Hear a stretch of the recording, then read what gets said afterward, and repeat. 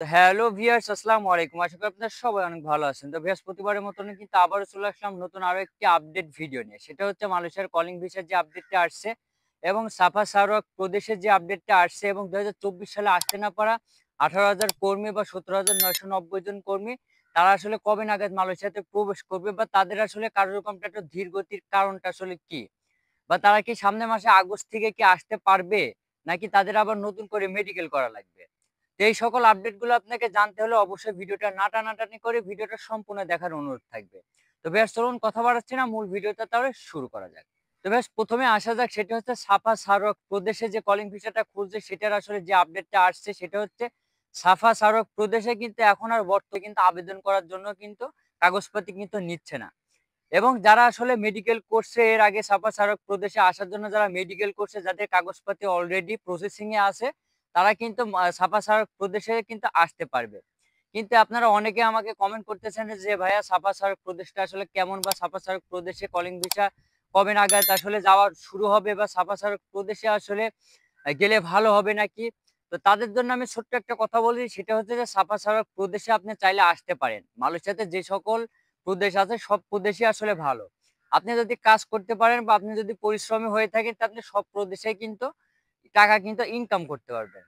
তারপরে কিন্তু মালয়েশিয়ার কুয়ালালামপুর, জোহর বারু, পেনাং, মালাক্কা এই শহরের তুলনায় কিন্তু সাফা সারক প্রদেশে কিন্তু সুযোগ সুবিধা একটু কম। তো সেই কথা মাথায় রেখে অবশ্যই আপনারা কিন্তু সাফা সারক প্রদেশে আসার জন্য কিন্তু পাসপোর্ট বই জমা দিবেন। সাফা সারক প্রদেশে এখন আর কিন্তু নতুন করে আবেদন কিন্তু গ্রহণ করতেছে না। যারা আসলে এর আগে যারা আবেদন করছেন এবং যারা মেডিকেল করছেন বা যাদের কলিং পেপার চলে আসছে, তারাই আসলে আসতে পারবেন। নতুন করে কিন্তু সাফা সারক প্রদেশে আর কর্মী কিন্তু নিয়োগ দিচ্ছে না। তো এবার আসা যাক আসলে কলিং ভিসা নিয়ে কুয়ালালামপুর, মালাক্কা, পেনাং, জোহর বারু এই সকল সেক্টরের যে আপডেটটা আছে সেটা হচ্ছে, আমি কিন্তু গতকালকের একটা ভিডিওতে কিন্তু আমি বলেছিলাম, বিস্তারিত কিন্তু কথা বলেছি। সেটা হচ্ছে কুয়ালালামপুর প্রদেশের কিন্তু কলিং ভিসা কিন্তু চালু হয়েছে স্বল্প পরিসরে এবং সিন্ডিকেট নিয়ে কিন্তু চালু হয়েছে। সেখানে কিন্তু খুব একটা বেশি কিন্তু কর্মী কিন্তু নিবে না। জাস্ট ৪০ থেকে ৩০,০০০ কর্মী কিন্তু সেখানে কিন্তু আসবে এবং ডিমান্ড লেটারও কিন্তু মালয়েশিয়ান সরকার কিন্তু দিচ্ছে এবং অ্যাপ্রুভালও কিন্তু হচ্ছে। এবং বাংলাদেশের বেশ কয়েকটি রিক্রুটিং এজেন্সি, অর্থাৎ মালয়েশিয়াতে যে সকল রিক্রুটিং এজেন্সিদের যাদের অনুমোদন পেয়েছে, তারা কিন্তু বাংলাদেশে কিন্তু সেসব রিক্রুটিং এজেন্সি গুলো কিন্তু সেই অ্যাপ্রুভালে কিন্তু কাজ করতেছে এবং মেডিকেলও কিন্তু তারা করাবে। সেটা হচ্ছে, আমি গত ভিডিওতে আপনাদেরকে বলেছিলাম যে আগস্ট মাসের ১ তারিখে কিন্তু মালয়েশিয়াতে কিন্তু মেডিকেল কিন্তু শুরু হচ্ছে। এবার আপনারা অনেকে আমাকে সেই ভিডিওতে কমেন্ট করেছেন যে ভাইয়া, সত্যি কি খুলেছে নাকি, বা কবে নাগাদ খুলবে, নাকি এখনো কোনো নিউজ আপডেট আসে নাই? তো তাদের জন্য আমি বলব, আমি কিন্তু মালয়েশিয়াতে আছি। আমি যে কোম্পানিতে আছি সেই কোম্পানির আমার বস কিন্তু লোক আনার জন্য কিন্তু মালয়েশিয়ান ইমিগ্রেশনে কিন্তু তার কাগজপত্র কিন্তু জমা দিয়েছে। আমার বস কিন্তু ১০০ কর্মী কিন্তু বাংলাদেশ থেকে নিয়ে আসবে। এবং আমি আমার বসকেও জিজ্ঞাসা করেছি এবং আমি বিভিন্ন ওয়েবসাইট, বিভিন্ন সংবাদ মাধ্যম সোর্স থেকে নিউজ নিয়েই তারপরে কিন্তু আমি আপনাদেরকে জানাইছি। তো আপনারা অনেকে আমাকে কমেন্ট করেছেন যে ভাইয়া, আসলে মালয়েশিয়ার কলিং ভিসা এখনো খোলে নাই। তো তাদের জন্য আমি বলব যে আমার কথা যদি আপনার বিশ্বাস না হয়, তাইলে আপনি আগস্টের ১ তারিখ পর্যন্ত দেখুন। যেহেতু মালয়েশিয়াতে কর্মী আনার যে প্রসেসিংটা, সেই প্রসেসিংটা একটু ধীর গতি চলতেছে, সেই কারণে আসলে একটু মানে সময়টা একটু পিছায় যেয়ে কিন্তু আসলে কার্যক্রমটা হবে।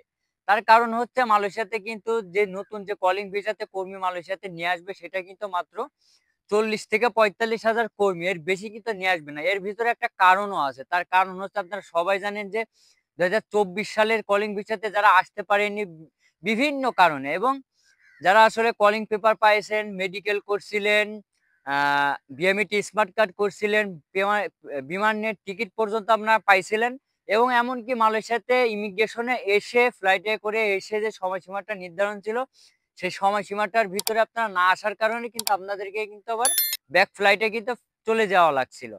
তো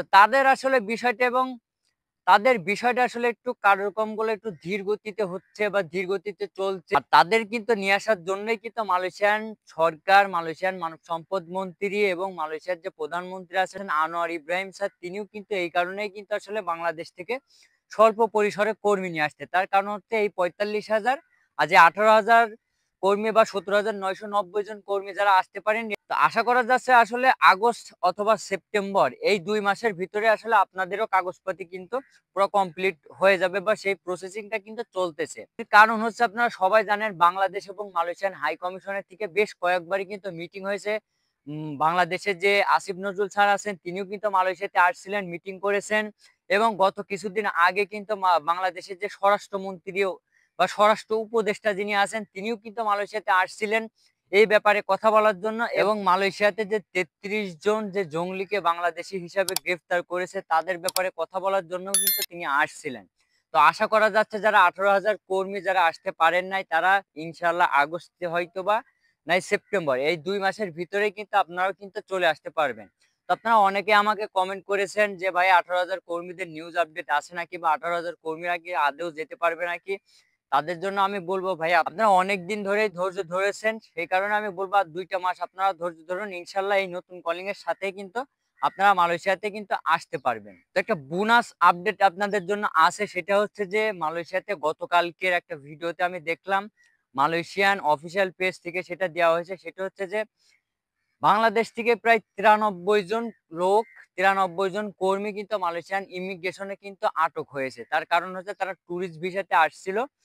আসার পরে কিন্তু তাদের কাগজপত্র চেক করে এবং তাদের ডিটেইলস নিয়ে কিন্তু মালয়েশিয়ান ইমিগ্রেশন কিন্তু বুঝতে পেরেছে যে এরা হচ্ছে টুরিস্ট ভিসাতে আসতেছে। আর টুরিস্ট ভিসাতে আসলে কিন্তু মালয়েশিয়ান ইমিগ্রেশন কিন্তু বেশ কয়েকটা জিনিস কিন্তু আসলে চেক করে। সেটা হচ্ছে আপনি কতদিন থাকবেন মালয়েশিয়াতে, কোথায়, কোথায় ঘুরবেন, হোটেল বুকিং দিয়েছেন নাকি, বা আপনি বাংলাদেশ থেকে কত ডলার নিয়ে আসছেন বা কত রিঙ্গিত নিয়ে আসছেন। এই সকল ব্যাপারে কিন্তু তারা জিজ্ঞাসাবাদ করে এবং এই সকল প্রশ্নের উত্তর যদি আপনি সঠিকভাবে যদি না দিতে পারেন তাইলে কিন্তু আপনি টুরিস্ট ভিসাতে কিন্তু মালয়েশিয়াতে কিন্তু প্রবেশ করতে পারবেন না। মানে ব্যাপারটা হচ্ছে প্রপার ডকুমেন্ট যদি আপনার না থাকে তাইলে কিন্তু আপনি মালয়েশিয়াতে কিন্তু প্রবেশ করতে পারবেন না, সেটা টুরিস্ট ভিসাতে। আর এবং আপনারা অনেকে হয়তোবা চিন্তা ভাবনা করতেছেন যে মালয়েশিয়ার কলিং ভিসা যেহেতু খুলতে লেট হচ্ছে বা আপনাদেরকে অনেক দালালি কিন্তু আপনাদেরকে প্রলোভন দেখাচ্ছে যে টুরিস্ট ভিসাতে আসেন, আসলে অল্প টাকা খরচ হবে। তাদের উদ্দেশ্যে আমি বলবো যারা টুরিস্ট ভিসাতে মালয়েশিয়াতে ঢোকার চিন্তা ভাবনা করছেন মাথা থেকে পুরো চিন্তাটাই আসলে ঝেড়ে ফেলুন। আপনি যদি টুরিস্ট ভিসাতে মালয়েশিয়াতে আসেন ভাই, আমি আপনাকে বলবো যে আপনি কি বিপদে যে পড়বেন মালয়েশিয়াতে আসার পরে। আপনি না পাবেন কোনো জায়গাতে কাজ, না পাবেন খাওয়ার টাকা, না পাবেন খেতে, না পাবেন ঘুরতে, না পাবেন ঠিকমতো শান্তিতে ঘুমাতে। কারণ মালয়েশিয়ান ইমিগ্রেশন কিন্তু প্রতিনিয়তই কিন্তু আসলে অপারেশি দিচ্ছে এবং অবৈধ কর্মী যাদের কাগজপাতি নাই তাদেরকে কিন্তু প্রত্যেক দিনই কিন্তু তারা কিন্তু গ্রেফতার করতেছে। সেই কারণে আমি আপনাদেরকে বলবো যে আপনারা ট্যুরিস্ট ভিসাতে না এসে মালয়েশিয়া যে কলিং ভিসাটা খুলছে, হয় আপনারা সাফা সার্ক প্রদেশের জন্য আবেদন করুন, নয়তোবা আপনারা আগস্ট থেকে যে মেডিকেল শুরু হচ্ছে মালয়েশিয়ার কুয়ালালামপুর, পেনাং, জোহর বারু, মালাক্কা এই সকল প্রদেশে যে কলিং ভিসাটা চালু হচ্ছে আপনার সেই প্রদেশে আসার জন্য পাসপোর্ট বই জমা দিবেন। আর পাসপোর্ট বই জমা দেওয়ার আগে আপনারা অবশ্যই আপনাকে যেই কোম্পানিতে আনার জন্য আপনার কাগজপত্র জমা নিচ্ছে দালাল বা এজেন্সি, সেই কোম্পানি মালয়েশিয়াতে আসে নাকি, সেই কোম্পানি কাজ কেমন বা সেই কোম্পানির সুযোগ সুবিধা কেমন সেটা দেখেই তারপরে আপনারা কিন্তু মালয়েশিয়াতে আসবেন। নয়তোবা কিন্তু মালয়েশিয়াতে আসার পরে কিন্তু আপনি অনেক সমস্যার ভিতরে পড়বেন। তো গাইস আপনি আমার ভিডিওটা কোথা থেকে দেখতেছেন এবং মালয়েশিয়ার আপনি কোন কাজে আসতে চাচ্ছেন এবং মালয়েশিয়ার আপনি সাফা সার্ক প্রদেশে আসবেন নাকি কুয়ালালামপুরে আসবেন অবশ্যই কমেন্ট করে জানাবেন। আর মালয়েশিয়ার বিষয় নিয়ে কোনো প্রশ্ন যদি আপনার থেকে থাকে তো অবশ্যই কমেন্ট বক্সে কমেন্ট করে যাবেন। আমি সেই প্রশ্নের উত্তর দেওয়ার চেষ্টা করব। তো ব্যাস আজকের ভিডিওটা এই পর্যন্তই ছিল। যদি ভিডিওটা ভালো লেগে থাকে তো অবশ্যই চ্যানেলটি সাবস্ক্রাইব করবেন এবং পাশে থাকা বেল আইকনটি প্রেস করে দেবেন যাতে পরবর্তী এমনই মালয়েশিয়ার নিত্য নতুন আপডেট ভিডিও সবার আগে পৌঁছে যায় আপনার কাছে। সে পর্যন্ত ভালো থাকবেন, সুস্থ থাকবেন। আসসালামু আলাইকুম।